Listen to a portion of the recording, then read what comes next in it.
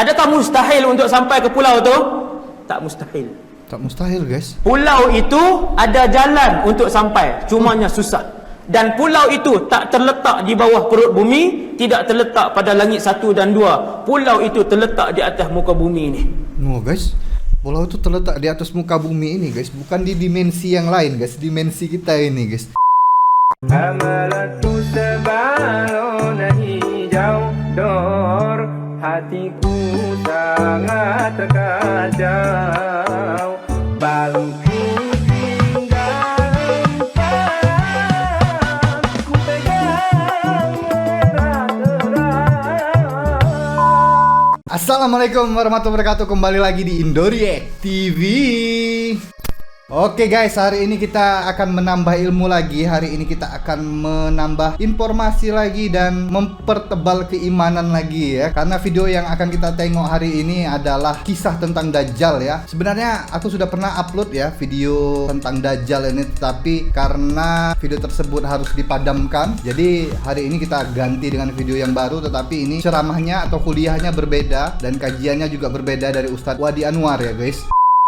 Nah, video yang kali ini Ustadz Wadi Anwar membahas lengkap tentang Dajjal dan 30 pemuda yang pernah bertemu dengan Dajjal di Pulau Dajjal itu guys. Nah, Pulau Dajjal itu juga masih misteri ya. Sampai sekarang itu belum ada yang tahu tempatnya di mana kecuali 30 pemuda yang dari Arab ini ya guys ya. Ada banyak sih pulau-pulau yang katanya sih Pulau Dajjal gitu ya. Ada satu pulau yang di mana gitu ya, aku lupa juga di mana itu. Jadi tumbuhan-tumbuhan atau pohon-pohonnya gitu kan yang ada di sana itu aneh gitu bentuknya, itu kayak bukan dari bumi gitu ya. Nah, situ juga pernah dibilang orang itu adalah Pulau Dajjal gitu kan. Tapi ya wallahu alam lah. Aku rasa belum ada manusia yang bisa menemukan pulau tempat dikurungnya Dajjal itu guys ya. Mungkin beda dimensi atau gimana gitu kan ya. Jadi kita akan lihat video kajian Ustadz Wadi Anwar yang satu ini. Semoga bermanfaat dan semoga kita bisa dapat ilmunya. Dan jangan lupa juga share video ini ke teman-teman kalian, ke sosial media kalian, ke WhatsApp grup juga boleh ya guys ya, supaya lebih banyak lagi yang tahu informasinya, supaya lebih banyak yang dapat manfaatnya ya guys ya. Kita sama-sama menyebarkan kebaikan. Mantap. Yuk langsung aja kita lihat ya kajian dari Ustadz Wadi Anwar yang satu ini. Yuk. Indoriek. Oke, ini sumbernya dari Taman Surga Awak ya guys ya. Nah, Sebelum kita masuk hadis yang tentang cabaran pada zaman Dajjal tu, dia ni dulu saya sebut dah bulan berapa itu, sebut dah sikit bahawa Dajjal ini manusia. ya manusia. Dia manusia, yang tu tak ada khilaf. Oke.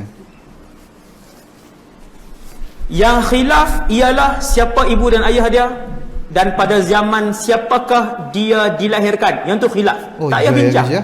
Siapa ibu bapaknya? Yang paling penting tahu, dia ya, ada ke tak? Ada. Sudah dilahirkan ke belum? Sudah dilahirkan.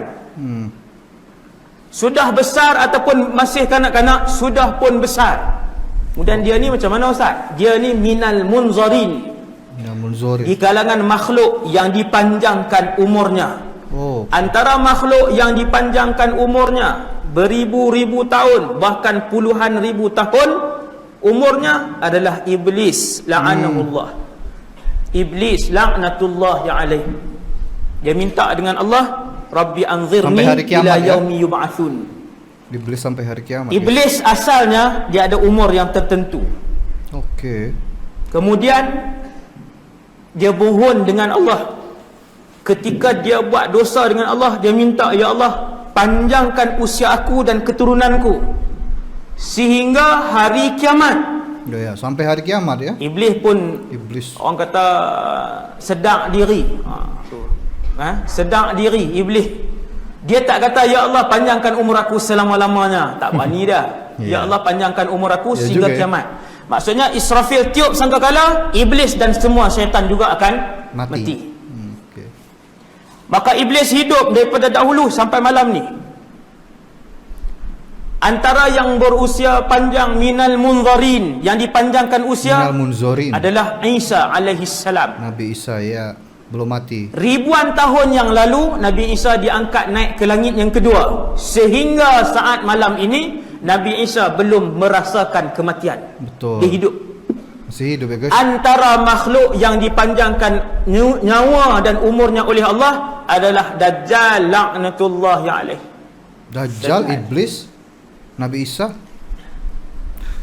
Seorang sahabat nama Tamim ibn Aus Berarti Dajjal, Iblis, Nabi Isa, 3 itu sudah kan ya. Kalau Nabi Khidir guys, menurut kalian Nabi Khidir juga yang dipanjangkan umurnya sama Allah bukan guys? Kan Nabi Khidir banyak yang bilang kalau masih hidup sampai sekarang gitu kan. Berarti kan panjang juga umurnya, sampai kapan gitu. Komentar di bawah guys ya. Percaya nggak kalau Nabi Khidir juga dipanjangkan umurnya sama Allah Subhanahu wa taala guys? 4 berarti Iblis, Dajjal, Nabi Isa, Nabi Khidir. Iya nggak? Wallahu alam ya guys ya. naik kapal bersama dengan 30 orang lain. Nah ini 30 orang. Menuju ke suatu tempat. Okey. Cerita ni tidak didetailkan. Kalau detail lagi panjang. Okey. Bahkan dalam hadis cerita ni juga lebih kurang 1, 2, 3, 4 muka surat. Panjang juga. Itu pun tidak didetailkan 4 muka surat cerita ni. Hadis riwayat Imam Muslim. Okey. Tamim ibn Aus Ad-Dari radhiyallahu anhu seorang sahabat. Kadang-kadang ada nama dia riwayatkan hadis. Naik kapal. Okey. Wallahu alam ke mana bersama dengan 30 orang kawan yang lain. Di tengah laut perjalanan ombak kuat.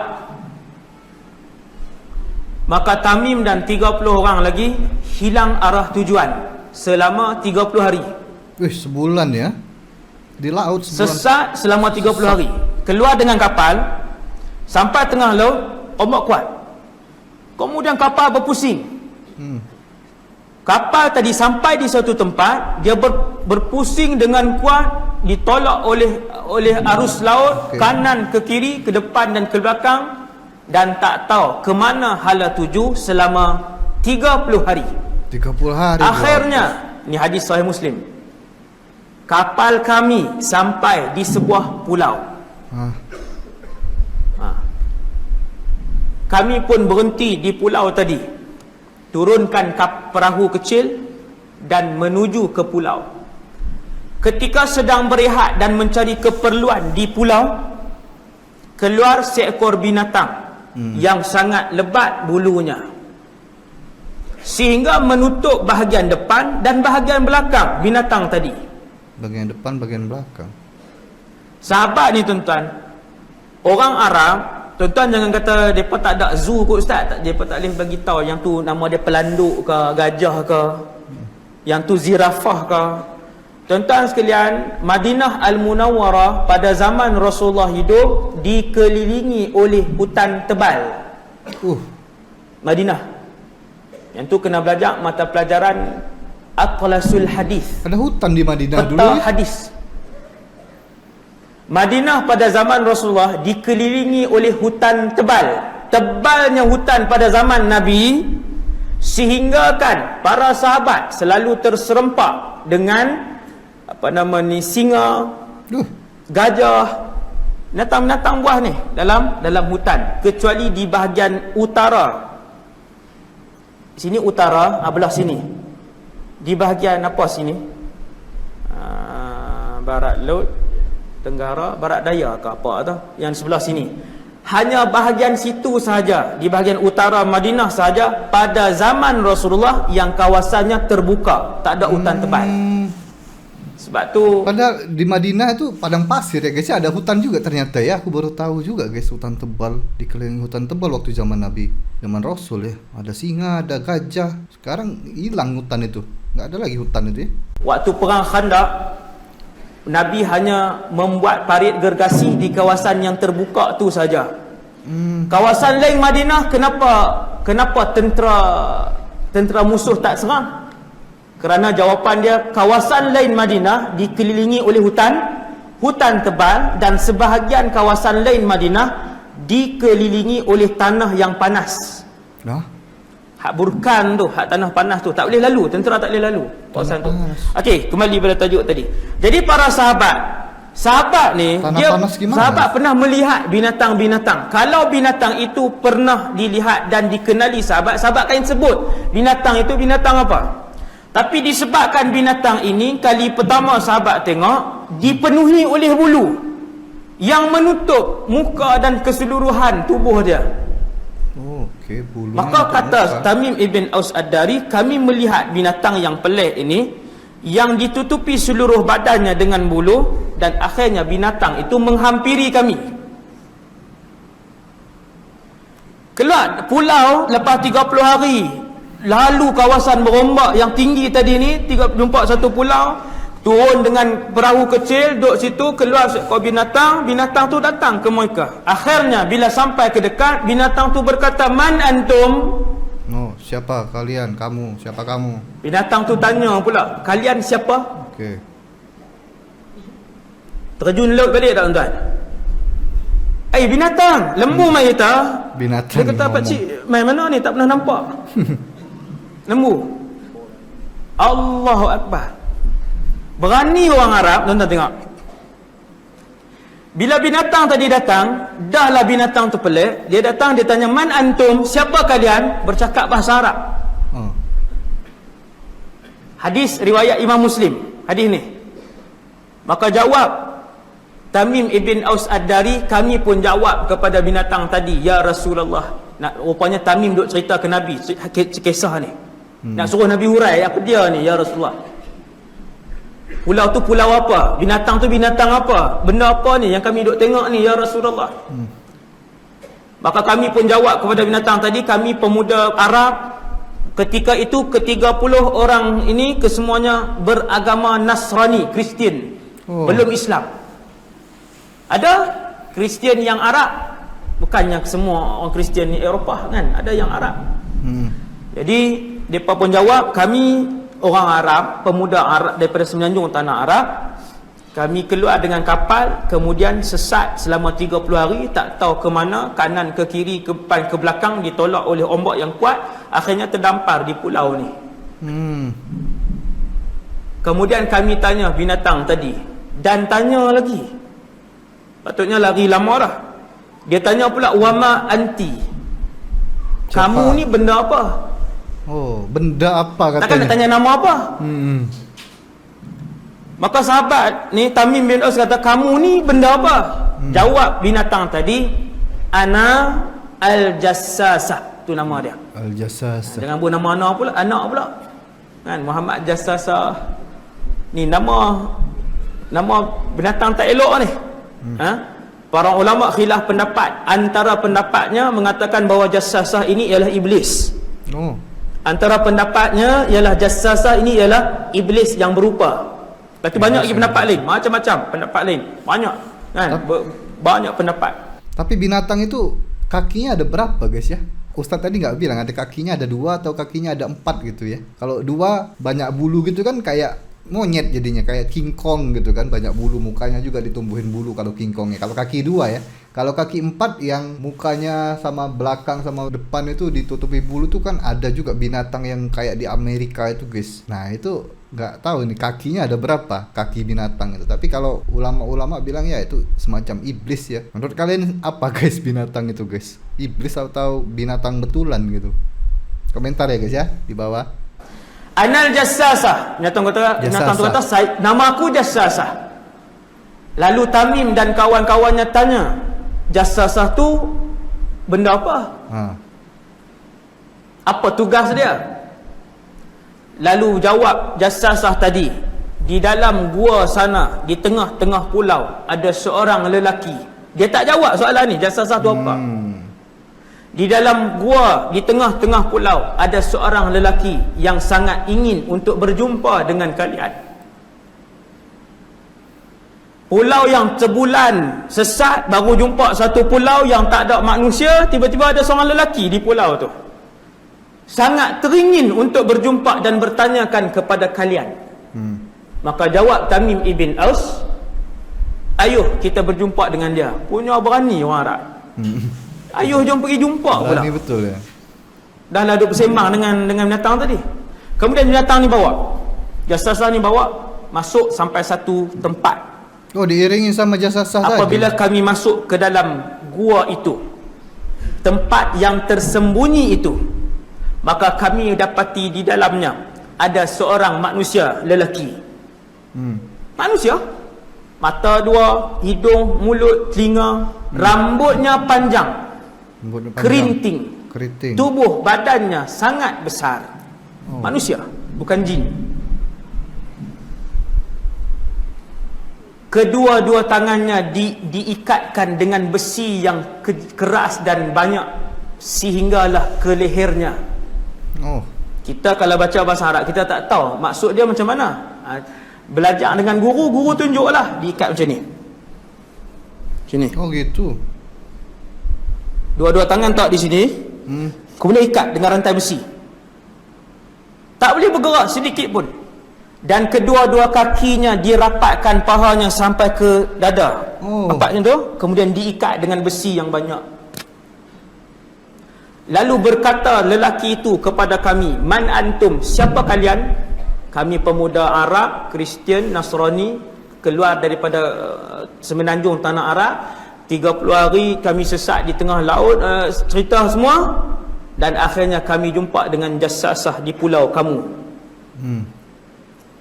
Pulau kamu lah, tak ada manusia dalam tu. Ya, cuma di situ, dia sendiri. Pulau kamu. Lalu bertanyalah mereka ni, "Wa ma anta?" Kamu ni benda apa? Tamim tanya. Benda apa lagi ni? Kamu ni benda apa? Duduk berseorangan di sebuah pulau yang tidak ada manusia, tak tahu berapa puluh tahun, makan ke tidak, dan bagaimana dia hidup, bagaimana dia tidur dalam keadaan yang begitu unik dan pelik. Kamu ni benda apa? Tanya Tamim dan juga kawan-kawan dia. Kalau manusia, tanpa menjawab soalan Tamim ibn Aus, seperti mana binatang jasasah tadi, tak jawab juga, maka dia terus tanya, "Aku bertanyakan kepada kalian 4 soalan.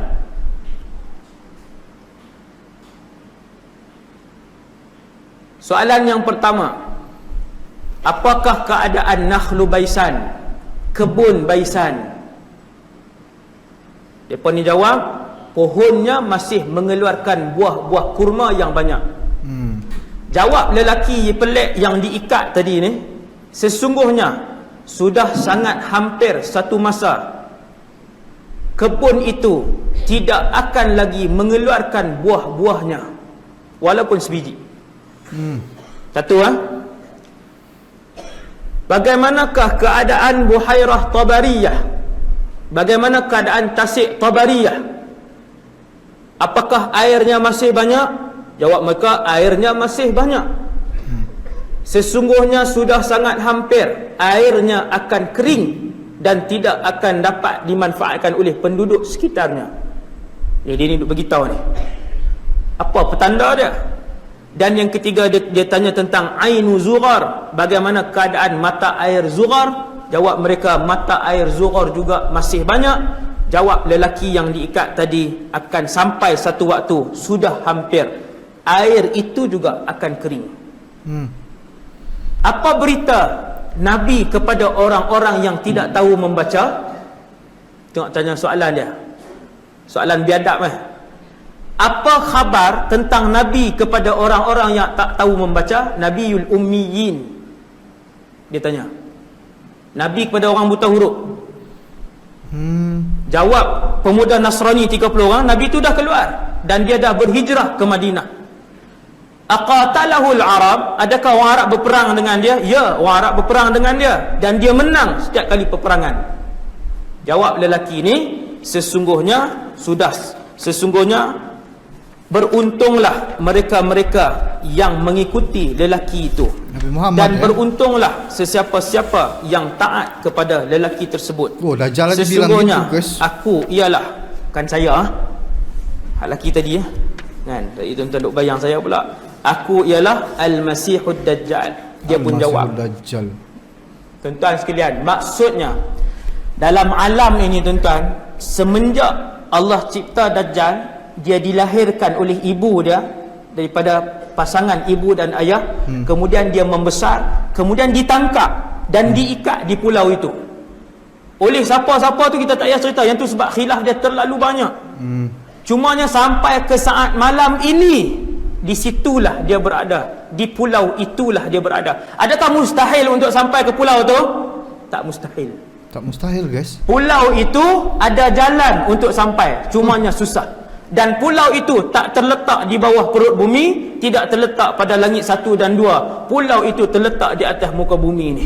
No guys, pulau itu terletak di atas muka bumi ini guys, bukan di dimensi yang lain guys, dimensi kita ini guys. Tidak mustahil juga sampai ke pulau itu ya guys ya. Tapi ya harus dengan izin Allah juga bisa sampai ke pulau itu. Di atas laut muka bumi ini. Dan di situlah tinggalnya Dajjal laknatullahi alaih. Dan di kalangan manusia ada yang pernah jumpa, iaitu siapa? 30 ni. 30 orang ni. Yang ada hadis sahih 30 orang ni. Yang teori-teori lain ada orang masuk apa semua jumpa, yang tu kita tak tahu. Boleh jadi sebab benda tu mungkin. Okay. Sebab pulau itu bukan mustahil untuk sampai. Pulau tu duduk di atas muka bumi ni. Dan dia ada jalan biasa, bukannya nak kena jampi baru boleh sampai tak. Seperti mana Tamim dan 30 orang boleh sampai sebab tersesat, ditolak oleh ombak yang kuat, ditolak oleh arus laut yang kuat, maka siapa-siapa pun yang sesat juga boleh sampai ke pulau yang sama. Tuan-tuan yang dirahmati Allah sekalian. Kemudian kata Nabi SAW, dia akan keluar. Dan apabila dia keluar, dia akan keluar di suatu tempat yang bernama Asfahan ataupun Khurasan. Khurasan ya. Iran ya. Asfahan ataupun Khurasan. Kedua-dua tempat ini ada di Iran. Hadis yang pertama sebut Asfahan, hadis yang kedua sebut Khurasan. Kata para ulama, yang mana satu yang betul? Ulama kata kedua-duanya tidak bercanggah. Kemungkinan dia keluar di Khurasan, kemudian dia pergi ke Asfahan dan mengumpulkan pengikut-pengikutnya di Asfahan. Kerana kata Rasulullah, apabila Dajjal keluar, dia akan membawa seramai 70,000 bilangan pengikut-pengikut kanannya, kesemuanya adalah Yahudi. Ya, Yahudi. Dan kesemuanya berpakaian seperti ulama Yahudi, alaihi mutayalisah. Pakaian jubah. Jadi kebanyakan Rasul pakaian dia macam ni, macam jubah ni. Dia ada dua tempat buka. Satu tempat buka di atas ni, tempat leher ni. Satu tempat buka di bawah, fathatan. Ada dua tempat buka. Itu pakaian kebanyakan Rasul. Nabi Musa pakai begitu, Nabi Isa pun pakai begini, Nabi Muhammad pakai begini, pakaian yang begini. Dan mereka pakai 2 lapis. Ulama-ulama Yahudi juga begitu pakaiannya, cuma dia ada macam topi.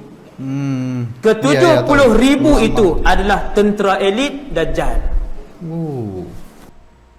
Oke guys, habis guys.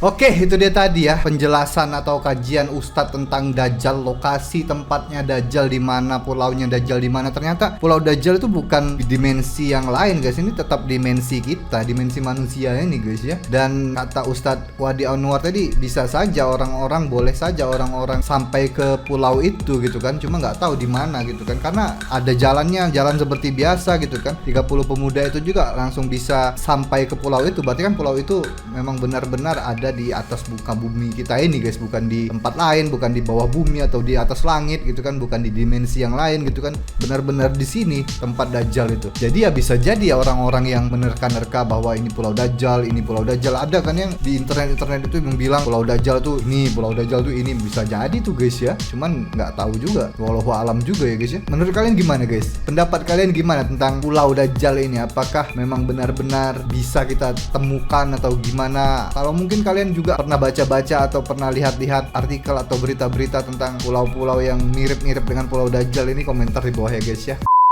Dan ya itu aja untuk video kali ini. Semoga video ini bermanfaat untuk kalian. Aku rasa juga video ini bermanfaat karena banyak ilmunya video ini. Jangan lupa juga share video ini ke teman-teman kalian, ke sosial media kalian, dan ke WhatsApp grup juga. Nggak apa-apa guys, boleh guys. Biar semakin banyak yang tahu informasi ini, biar semakin banyak yang dapat manfaat dari video ini ya guys ya. Jadi besok kita lanjutkan lagi, lihat atau tengok video-video Ustadz yang keren-keren, ceramah-ceramah Ustadz yang best-best, yang pastinya berisi kajian-kajian yang penuh ilmu. Jadi tungguin aja video aku selanjutnya selanjutnya. Dan itu aja untuk video kali ini, cukup sampai di sini aja. Sampai ketemu lagi di selanjutnya. Terima kasih untuk teman-teman yang sudah menonton video ini. Terima kasih untuk teman-teman yang sudah subscribe dan support channel ini. Dan akhir kata, peace, love, and respect for Indonesia. Ciao. Sayonara, sayonara, sampai berjumpa lagi.